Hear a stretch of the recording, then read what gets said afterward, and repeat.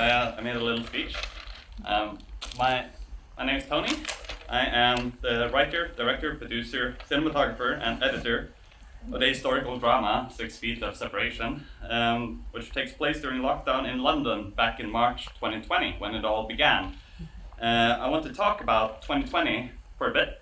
It seems like it's a long time ago, but here we are almost 2 years later, now with a record-breaking 15,000 cases of COVID earlier this week in this country. And it's weird to remember that the first case of COVID here in Norway was actually recorded here in Tromsø.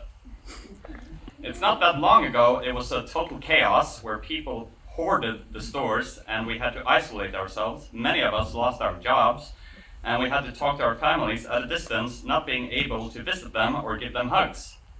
How weird wasn't it to feel a hug from someone else or a simple handshake after months of no physical interaction? 2020 was truly a reset button where we had to start from scratch, and many of us are still trying to get on our feet back to our normal lives. And I am sad to think of all the people that we lost and the ones we had to say goodbye to on video calls instead of being there with them. And 2020 was hard, but I didn't want to make a film that felt sad during a shitty, depressing era. I wanted to make something uplifting so we could feel love, compassion, and hopeful for the future.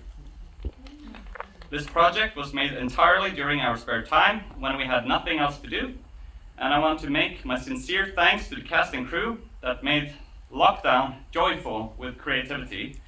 And I would like to thank Norway Film Festival and Kulturrådet for Fond for Lyd og Bilde, who gave the funding needed to complete the film. Let's remember how much the community took care of each other back in 2020 with compassion and humanity when we needed it the most. And let's continue to do that so we will get back to a normal and perhaps a better life. Thank you. Thank you, Toni.